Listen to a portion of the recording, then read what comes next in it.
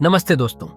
आज हम बात कर रहे हैं एक ऐसी फिल्म की जो आपके रोंगटे खड़े कर देगी। सब्सटेंस 2024, एक साई-फाई थ्रिलर जिसमें मुख्य भूमिका निभाई है डेमी मूर ने, जो एलिजाबेथ स्पार्कल का किरदार निभा रही हैं। इमेजिन कीजिए, अगर कोई सीरम आपकी उम्र को उल्टा घुमा सकता हो, आपको बना सकता हो यंग और ब्यूटीफुल, लेकिन सवाल ये है, at what cost? Elizabeth sparkle, एक फेडेड हॉलीवुड स्टार, अपनी खोई हुई जवानी और शोहरत को वापस पाने के लिए किसी भी हद तक जाने को तैयार है। लेकिन क्या वो सच में ये कीमत सह पाएंगी?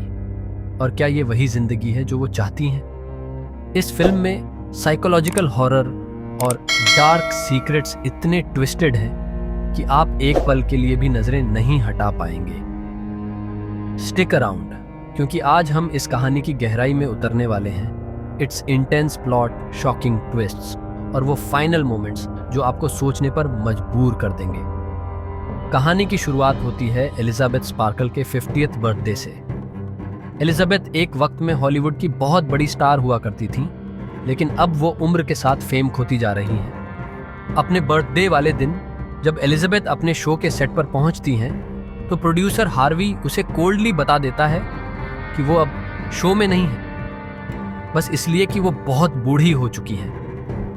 ये खबर एलिजाबेथ के लिए जैसे जिंदगी का सबसे बड़ा झटका होती है। शौक और गुस्से में वो कार चलाते हुए एक बिलबोर्ड देखती हैं जिस पर उनकी ही तस्वीर हटाई जा रही होती है। डिस्ट्रैक्टेड होकर वो कार क्रैश कर देती हैं और हॉस्पिटल पहुंच जाती हैं। वहीं एक यंग नर्स उसके पास एक छोटा सा फ्लैश ड्राइव छोड़ देती है। इस ड्राइव में द सब्सटेंस नाम की एक मिस्टीरियस सीरम के बारे में जानकारी होती है।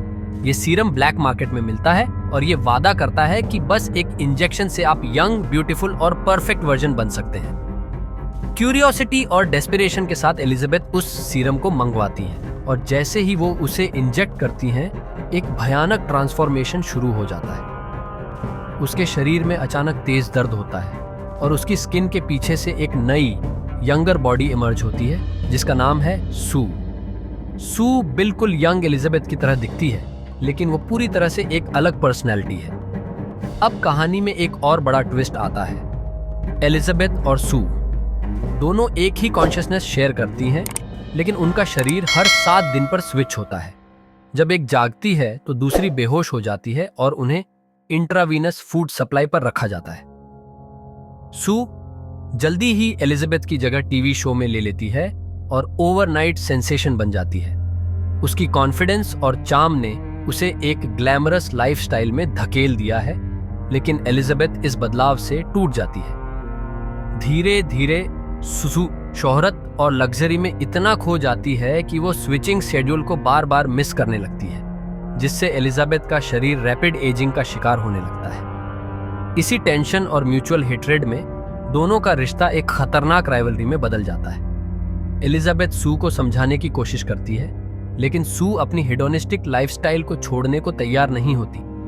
सू एक डेंजरस डिसीजन लेती है। वो सारे स्टेबलाइजर फ्लूइड को अपने पास रख लेती है और एलिजाबेथ के शरीर को डिटीरियरेट होने के लिए छोड़ देती है। 3 महीने बाद सू फाइनली स्विच बैक करती है और एलिजाबेथ खुद को एक डिफॉर्म्ड एजिंग बॉडी में पाती है। सू का एम है एलिजाबेथ को पूरी तरह से एलिमिनेट करना, लेकिन एलिजाबेथ एक टर्मिनल सीरम लेकर सू से कन्फ्रंट करती है। दोनों के बीच एक इंटेंस फाइट होती है और आखिर में सू एलिजाबेथ को खत्म कर देती है, लेकिन ये उसके लिए आखिरी साबित होता है। एलिजाबेथ के बिना सू का शरीर भी डिटीरियरेट होने लगता है। अंत में सू एक म्यूटेटेड फॉर्म में ट्रांसफॉर्म हो जाती है, एक हॉरिफिक मॉन्स्ट्रो एलिसासुए, जो लाइव स्टेज पर अपने शरीर के टुकड़े टुकड़े होते हुए देखती है, और एलिजाबेथ का ओरिजिनल फेस अंत में हॉलीवुड वॉक ऑफ फेम पर डिसॉल्व हो जाता है। अब बात करते हैं कि सब्सटेंस 2024 कैसा एक्सपीरियंस था। यह फिल्म एक साई-फाई थ्रिलर है, लेकिन इसमें साइकोलॉजिकल हॉरर और डार्क सटायर का भी एक जबरदस्त ब्लेंड है। सबसे पहले तो डेमी मूर की परफॉर्मेंस की तारीफ करनी होगी। उन्होंने एलिजाबेथ स्पार्कल के कैरेक्टर में एक रियलनेस और वल्नरेबिलिटी लाई है, जो हमें उसकी मुश्किलों से जेन्युइनली कनेक्ट करवाती है। फिल्म की कहानी हॉलीवुड और सोसाइटी के अनरियलिस्टिक ब्यूटी स्टैंडर्ड्स पर एक तीखा तंज है। एलिजाबेथ की जिंदगी में जो अजीब ट्रांसफॉर्मेशंस होते हैं, वो सिर्फ फिजिकल नहीं है, बल्कि उसकी मेंटल स्टेट को भी पूरी तरह से बदल कर रख देते हैं। मूर का कैरेक्टर उम्र के साथ अपनी आइडेंटिटी खो देता है और सू के रूप में वो फिर से वो जगह हासिल करने की कोशिश करती है, बट एट व्हाट कॉस्ट? यही सवाल आपको फिल्म देखते हुए बार बार झकझोरता है। फिल्म की पेसिंग भी काफ़ी एंगेजिंग है। सस्पेंस और इंट्रीग को धीरे धीरे बिल्ड किया गया है, और वो भी इस तरह कि आप कभी बोर्ड महसूस नहीं करते। स्टोरी टेलिंग का स्टाइल भी फ्रेश है, लेकिन कई जगह कंफ्यूजन पैदा कर देती है। कुछ सीन्स ऐसे हैं जहां इंस्ट्रक्शंस और क्लैरिटी की कमी महसूस होती है, जैसे इनिशियल इंजेक्शन और स्टेबलाइजर के रूल्स। कई व्यूअर्स ने महसूस किया कि स्विचिंग और स्टेबलाइजर का प्रोसेस थोड़ा और एक्सप्लेन्ड होना चाहिए था। फॉर इंस्टेंस, सू के पास लीगली काम करने की डॉक्यूमेंटेशन कैसे थी, और क्यों एलिजाबेथ और सू एक दूसरे की मेमोरीज रिटेन नहीं करती। लेकिन इन फ्लॉज के बावजूद सब्सटेंस 254 एक ऐसा सिनेमैटिक एक्सपीरियंस है जो आपको मजबूर करता है कि आप फिल्म खत्म होने के बाद भी उसके बारे में सोचते रहें। मूर की performance, creepy body horror sequences और स्टोरी की ओवरऑल डार्क टोन एक अलग इम्पैक्ट छोड़ती है। अगर आपको साई-फाई और हॉरर पसंद है और आप थोड़ा एजी स्टोरी टेलिंग में इंटरेस्ट रखते हैं, तो ये फिल्म डेफिनेटली एक ट्राई देने लायक है। सब्सटेंस 224 सिर्फ एक साई-फाई थ्रिलर नहीं है। ये फिल्म काफी गहरे टॉपिक्स को एड्रेस करती है, खासकर सोसाइटी में ब्यूटी और यूथ ऑब्सेशन को लेकर। मेरा मानना है कि इस फिल्म की कोर थीम यही है कि कैसे एज और अपीयरेंस हमारे सेल्फ वर्थ को अफेक्ट करते हैं। थ्योरी ये कहती है कि एलिजाबेथ और सू दरअसल एक ही इंसान के दो हिस्से नहीं हैं, बल्कि सोसाइटी का वो ड्यूअल प्रेशर है जो विमेन को हर उम्र में एक परफेक्ट दिखने की एक्सपेक्टेशन में डालता है। एलिजाबेथ का कैरेक्टर एक असल इंसान की तरह फ्लॉड है जो एजिंग और रिजेक्शन से इनसिक्योरिटी महसूस करता है। दूसरी ओर सू एक परफेक्ट और यंग वर्जन है जो सोसाइटी के आइडियल ब्यूटी स्टैंडर्ड्स को सिंबलाइज करता है। लेकिन इंटरेस्टिंग बात यह है कि सू, जो हर किसी के लिए डिजायरेबल है, खुद कभी भी स्टेबल नहीं रहती। वो अपनी आइडेंटिटी को स्टेबलाइज करने के लिए एलिजाबेथ के साथ स्विच करने पर डिपेंड रहती है। इस थ्योरी के मुताबिक सू का डिटीरियरेशन एलिजाबेथ के बिना इसलिए होता है क्योंकि परफेक्शन एक इल्यूजन है, एक ऐसी छवि जो लॉन्ग टर्म मेंटेन नहीं की जा सकती।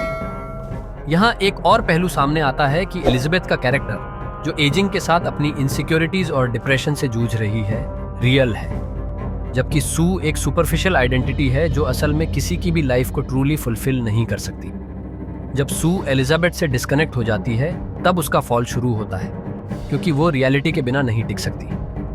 मुझे ऐसा भी लगता है कि इस फिल्म में सब्सटेंस यानी वो सीरम एक मेटाफॉर है।